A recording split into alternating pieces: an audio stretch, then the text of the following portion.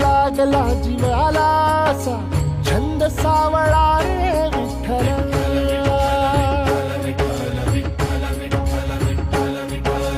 वाळवंटी बोलावतो तुझा सोहळा रे विठ्ठल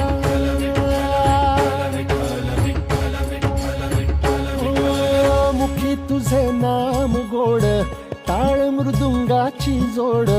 मुखी तुझे नाम गोड टाळ मृदुंगाची जोड मना लागली ओढ